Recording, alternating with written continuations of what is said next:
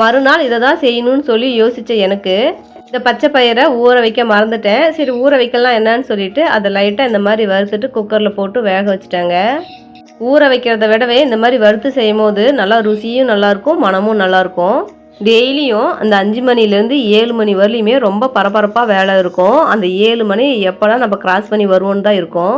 நேற்று நம்ம தோட்டத்தில் பறித்த கீரைங்கெல்லாம் இன்றைக்கி சமைக்க ஆரம்பிச்சிட்டேன். ஒரு கீரையை வந்து பொரியல் செஞ்சுட்டேன், இன்னொரு கீரையை வந்து பருப்பில் போட்டு கடைஞ்சிட்டேங்க. யூடியூப்பில் பார்த்து ஒரு ஓட்ஸ் ரெசிபி செய்யலான்னு ரெடி பண்ணியிருந்தேன். குக்கரில் எண்ணெய் ஊற்றி கொஞ்சம் சீரகம், பெருங்காயம், வெங்காயம், தக்காளி, 1 கப் அளவுக்கு பாசிப்பருப்பு, அது கூட கொஞ்சமாக கீரை, 2 கப் அளவுக்கு ஓட்ஸு இதெல்லாம் சேர்த்துட்டு தேவையான அளவுக்கு உப்பு, மஞ்சத்தூள், மிளகாத்தூள் சேர்த்துட்டு பருப்பும் ஓட்ஸும் சேர்த்து 3 கப்புங்க. அதுக்கு மெஷர்மெண்ட் அளவு 6 கப் அளவுக்கு தண்ணி சேர்த்துக்கணும்.